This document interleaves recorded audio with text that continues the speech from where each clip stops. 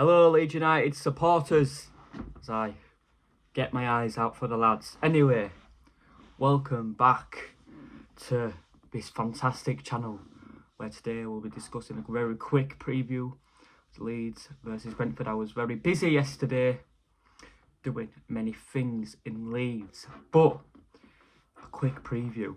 I've done a little preview, did my predictions on Friday, and I stand by that it won't be 3-2. Actually, I've changed my mind.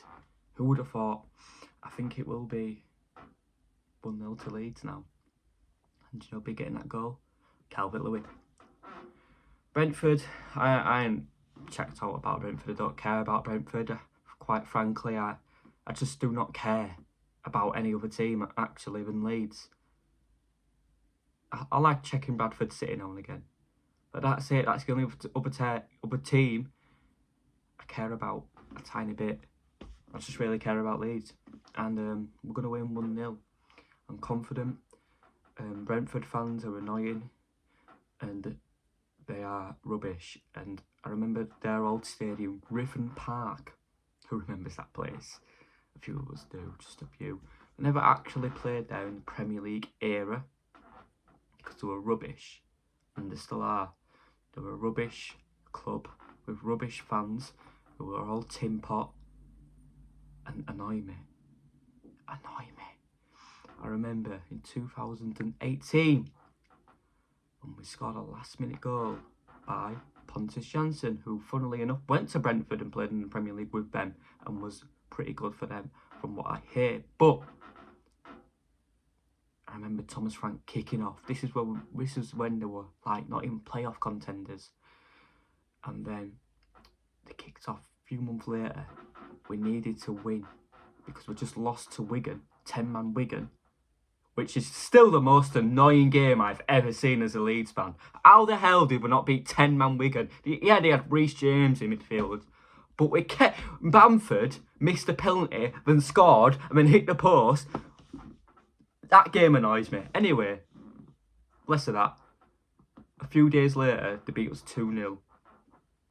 And that was it. Our promotion hopes were gone like that. If we would have won those two games, we could have had Bielsa in 2019-20, and we could have actually had fans in the stadium that year, and we wouldn't have had to have waited until 2021 because of COVID.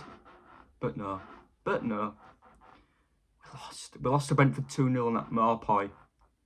He scored. So that's the history of this rivalry. And then the year after, we beat him 1-0. Janssen were playing in that. And then in February of 2020, just before COVID, it was fantastic.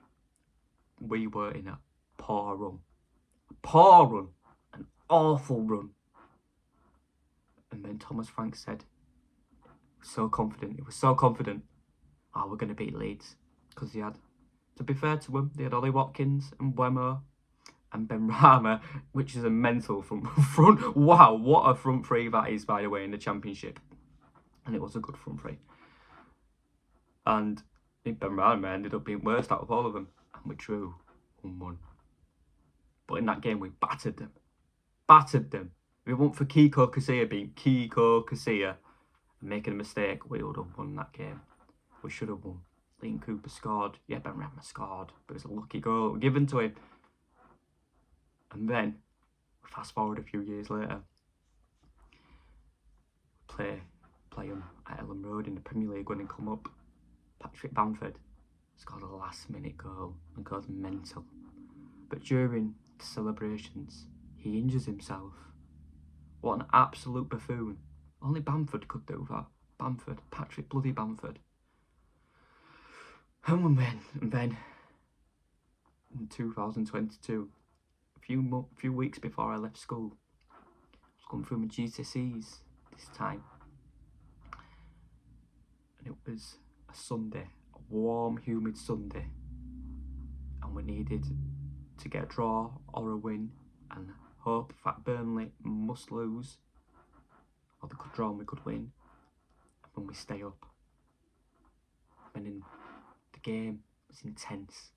Rafinha won us a penalty and scored the penalty.